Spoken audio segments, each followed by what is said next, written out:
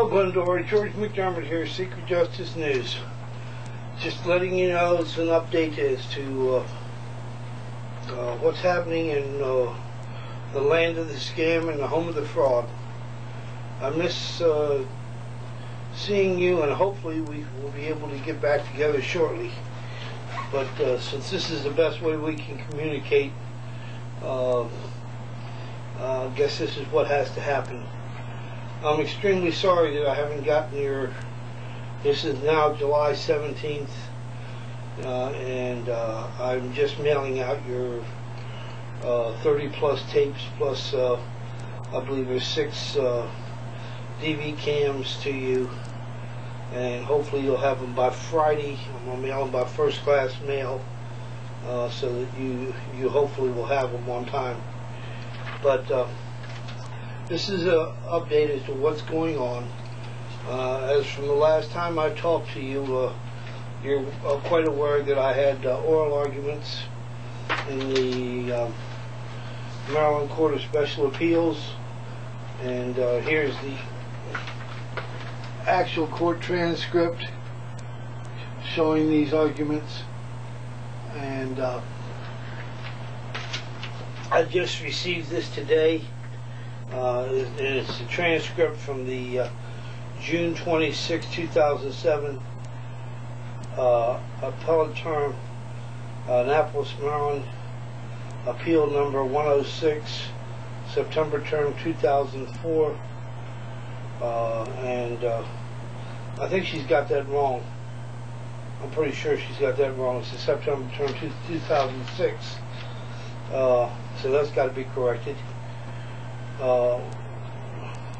Otherwise it will be followed. The presiding judges are Honorable Joseph F. Murphy Jr., Chief Judge, which, as the videos will show, I have enclosed on this tape, I have enclosed 2 hours of video, the 6-minute introduction, which we're going through now, 12 minutes of filing the transcript of Court of Special Appeals,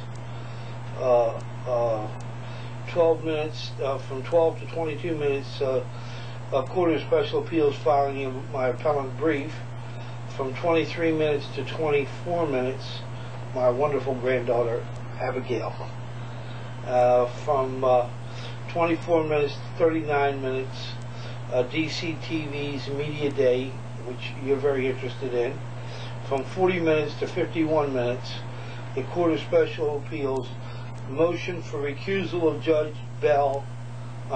Murphy. This was taken in front of the Court of Special Appeals. From 51 minutes to 57 minutes, cable access awards ceremony highlighting Glendora's area of concern. From 57 minutes to 1 hour and 7 minutes, Greenbelt Court covering up fraud involving unlicensed attorneys misrepresenting the town of Forest Heights. And from 1 hour 11 minutes to 1 hour 24 minutes, Judge Peterson's $54 million lawsuit for a pair of pants. And then we go to from 1 hour 20 minutes to 1 hour 30 minutes, Baltimore new trial, new ally fights for justice, Sharon Galloway. She is a editor for Michael Moore, the movie producer, and I've been helping her out. And then we've got from 1 hour 30 minutes to the end, how a town should not be run, Forest Heights, the land of the scam. And you just have a brief clip there. But back to the transcript. Here's my transcript, and I hope you read it. It's 34 pages long. I haven't completely edited it, reviewed it yet, to see if she had made the necessary corrections. In the first place, she has not signed it, which is required by the court. She has a certificate of a court reporter, but she has to sign it. And and then it actually winds up on 35 pages now. She did it, make some, and this is the last part where this is where I'm speaking. Mr. McDermott, no sir, Your Honor, I promise you that I am not. It's been a trial to see everything my family and my assistants of this court. This is wrong. Okay, and she did not furnish me the audio copy of this. I want it. Everything my family and my partners and it says everything my family needs the assistance of this court to act in a competent manner.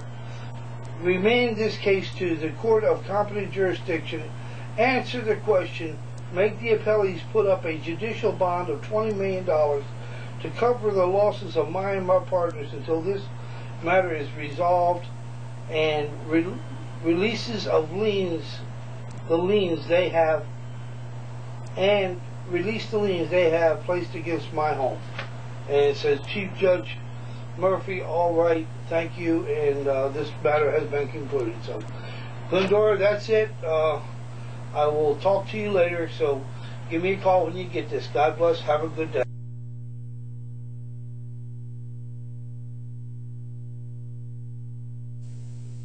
Is line 34, page 34, line 11, should read, the matter is resolved and appellees are forced to release the liens on appellant's property. That's the major error that needs to be corrected on the transcript, because the transcript speaks well of itself. It shows that I've never been given due process of law. I've been denied access to equal protection under the law and equal rights under the law. I've been forced to time and time again to go to trial and to hearings without any legal discovery, without any support whatsoever, while the appellees are allowed to make a joke and a fool of the court. This is wrong, and no matter how you cut it. But the court back here apparently doesn't agree, and so I got a copy of that today. That was filed. Then I paid for a copy of the transcript. I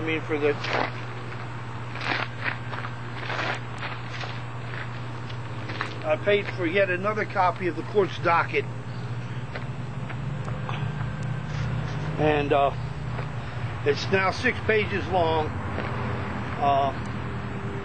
And on page 6, the last entry was that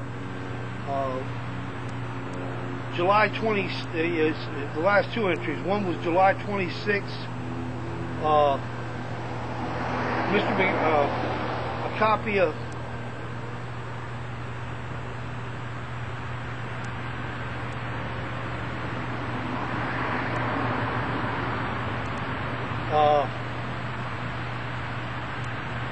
oral arguments on June 26, 2007, to record and transcribe the proceeding. A copy of the last page of the docket entry was given to me on 6/26, and the record was returned and stored in a new vault, MJ, whatever that means, record in writing to judge, which was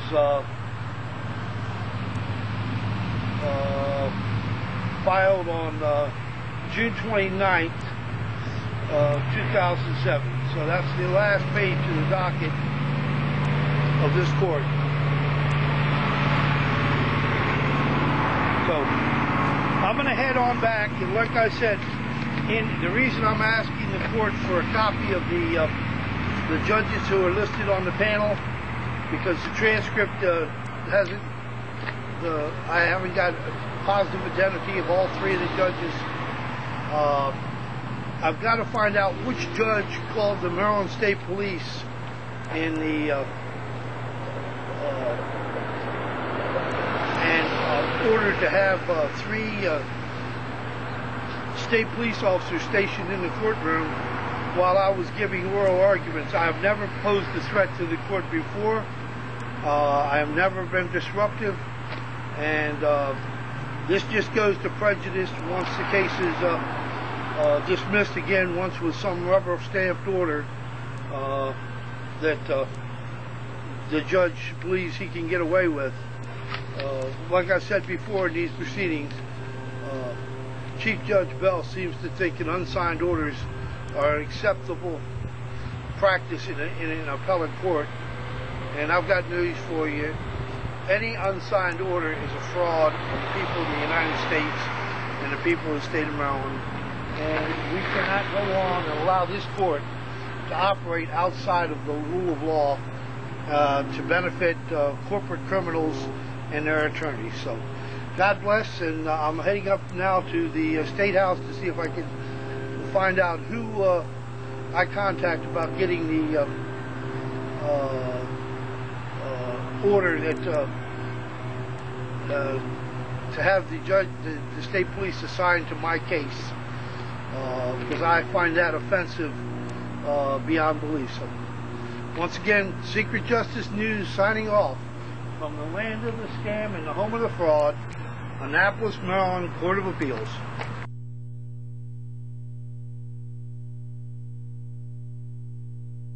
Lord G. McDermott, Secret Justice News, Secret Justice Productions. Once again, I'm down here at the Maryland Court of Special Appeals, Maryland Court of Appeals for Gangsters, and where I just filed my amended appellate's brief against Saperstein's agents, Peter Parker and Wayne A. Bowie. This is trying to clear up, we have $900,000 worth of illegal liens removed from our property. And while I was down here, today is the 19th, you can see that the brief, this is the record extract, and here's the appellant brief. You can clearly see that they were date stamped in on the 19th. And while I was here, I picked up a copy and paid for a copy of the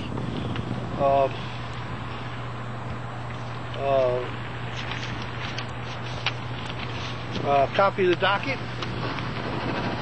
and this verifies that it's a three-page docket, and on the last page says that the briefs had to be filed by the 19th. So, and it also says that oral arguments are scheduled for June of 2007. So we'll wait and see what happens on that. It'll be the first time in many years that I've been allowed to file, to have oral arguments, even though I have won this case, I believe it's 6 times before, and 3 times in the appellate court. I'm not counting the other times that they dismissed it illegally and had to take it back. And also today I filed yet another motion for Chief Justice Bell to recuse himself for fraud on the court and conspiracy to deprive me of my civil rights and liberties. Motion for prospective recusal directed to Chief Justice Joseph Murphy of the Court of Special Appeals.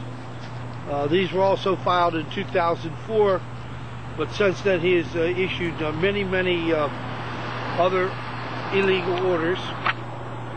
And this is the brief that I had to correct. It was filed on December 26th as required, but it was deficient, so I corrected it. And it all comes down to one thing: the courts. This is what it's about, folks.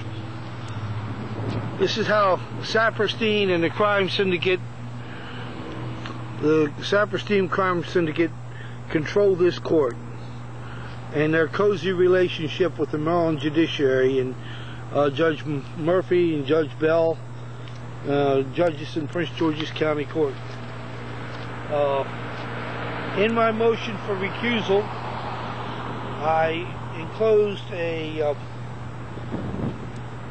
memorandum of law in support of the motion, and we'll wait and see what the judge does about that. If he follows his pattern of criminal behavior, which he's done so many times before, the judge will just try to ignore the facts that are put before the court and go ahead and act on his own to abandon the legal principles which the court's governed by. But whenever you come to the courts in the state of Maryland, it's imperative that you check the docket every time, you check the record every time, and you file all your court papers properly. Otherwise, they will do everything they can to destroy you. And I'm just getting the 4-page memorandum of law that I received last night from someone over the internet.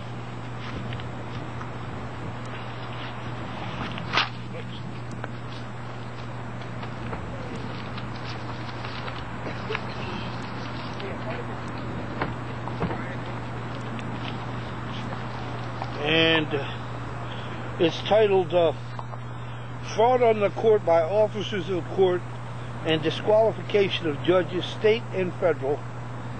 And it lists 4 different categories that they went into. Who is an officer of the court? What is fraud on the court? What effects does an act of fraud upon the court have on court proceedings? And what causes a disqualification of judges? And it's lengthy. I will put it on the internet for people to see. It's 4 pages. It's got all the latest statutes from across the nation supporting the disqualification of judges. And it goes from Connecticut to 7th Circuit all the way out to California to the 9th Circuit, both state and federal court proceedings. So, maybe Judge Murphy and his the court insiders will get it right this time. But in any case, this will be followed up when I get back to the office. And I just wanted to say, to perfect the record, that yes, my appellate brief was filed, and yes, this copy of this will go to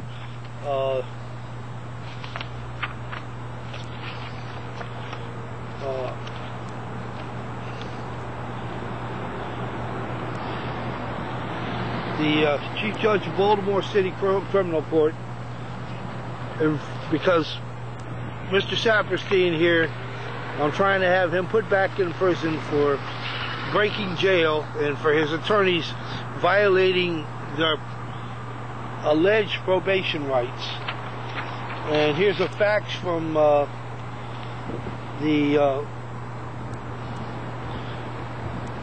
Tanya Smith of regarding Gilbert Saperstein's record. And I got a cover letter from her from the Maryland Parole Commission right here that you've seen before. And what the letter says, this was a request for a history on Saperstein's alleged reduction of sentence and special treatment by the court. The chairman has asked me, it says, Dear Ms. McDermott, in re Gilbert Saperstein, file number 329959, The chairman has asked me to respond to your letter of February 23, 2007. I have thoroughly reviewed Saperstein's parole file and was unable to locate any such documents regarding a disposition hearing for sentence reduction. If you need any further assistance, feel free to call me, Tanya Smith, Operations Administrator, and a copy to David Bloomberg, Chairman. So I've got to go back to Baltimore now because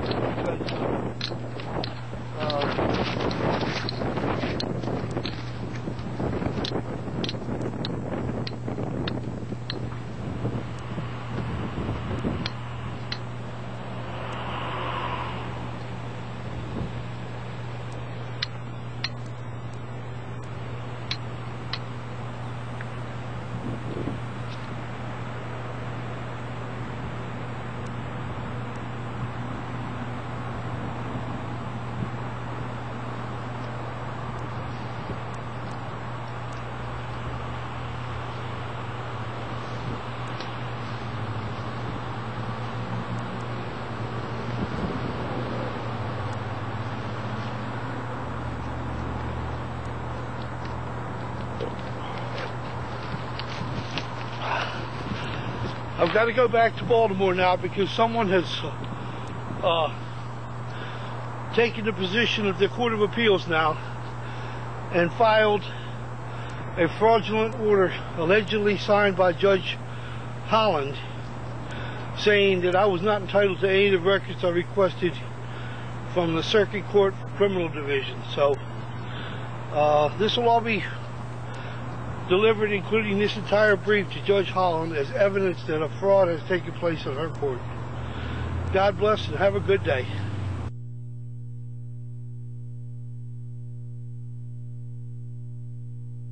No, but they... There you go. She's heading down to the Girl Scout. 95th? Pick up the thing. Take off your sash. There you go. There you go. Heading down to the 96 sing-along at the Washington Monument Grounds. So you have a good day, honey.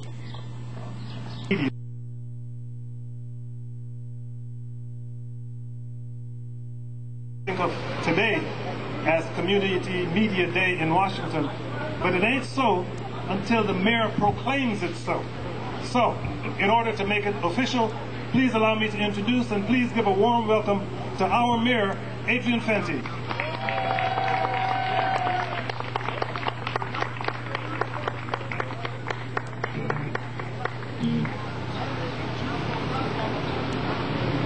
Oh yeah. And well, thank you very much. Give Coach Onamdi a big round of applause. No one better than Coach Onamdi. And I'm glad to be joined by the council member for Ward 5, Harry Thomas, who's everywhere in Ward 5, all at the same time. He's the best. And we're both here to proclaim today. Everybody thought that today was June 9th, but Councilmember Thomas and I have to tell you that it's not. It looks like June 9th, it feels like June 9th, but it's actually Community Media Day. And we want to tell you why. For 20 years, the Public Access Corporation of D.C. has provided opportunities for community residents and organizations to create non-commercial television programs and telecast them on cable channels free of editorial control. We can have the next paragraph, sir. And whereas, for 20 years, the Public Access Corporation of D.C. has worked to engage the entire community in dialogue that is broadly representative of a varied perspectives and cultures, and for 20 years, the Public Access Corporation of D.C. has worked to ensure the presence of diverse cultural groups and ideas traditionally unheard of, underrepresented in the media. And whereas the D.C. community of media organizations improve the quality of life of D.C. residents by teaching transferable job skills, increasing access to technology, and providing channel space for residents to telecast programs that address issues of concerns to them. Now, therefore, I, the Mayor of the District of Columbia, and council member of Ward 5, do hereby proclaim June 9th, 2007 as Community Media Day. Give it up, Community Media Day! Community Media Day. Let's give it up to Kojo. Can we have all the wonderful folks from DCTV who are here every day doing what they do in this community? I mean, there's so many wonderful people. I mean, Tanya's back there hiding behind people. Ms. Lightfoot is a big supporter. What's wrong, Ms. Lightfoot? Come on up front.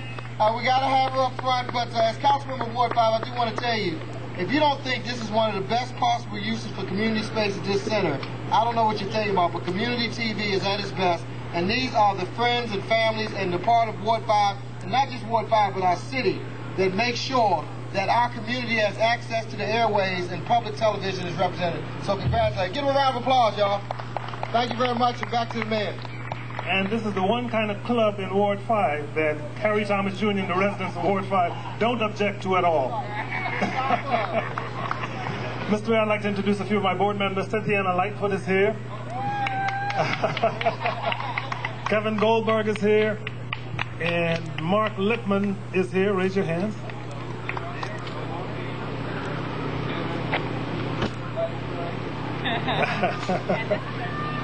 All right, all of the DCTV guys. Can we hear it for all of the DCTV people here today? And once again for Mayor Fenty and Councilman Harry Thomas Jr. Thank you all for joining us. Have a wonderful rest of the afternoon and join us for our awards ceremony this evening starting at 8 p.m., 7:45 p.m. right in the chairs in the back facing Monroe Street. You can join us for that this evening. Thank you all for coming.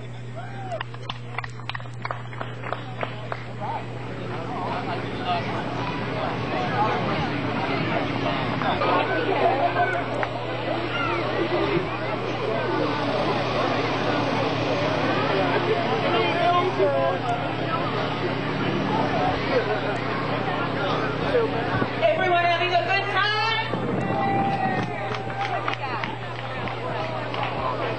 So, my name is Tawanda. I'm just new and I'm one of the who are looking for celebrity video.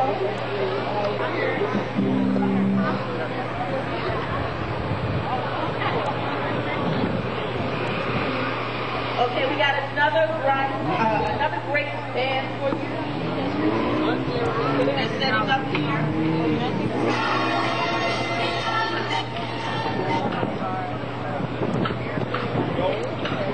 Ready to rock? Everybody ready to rock? We have now a great band, the Michael John Mills Band. Everybody give it up!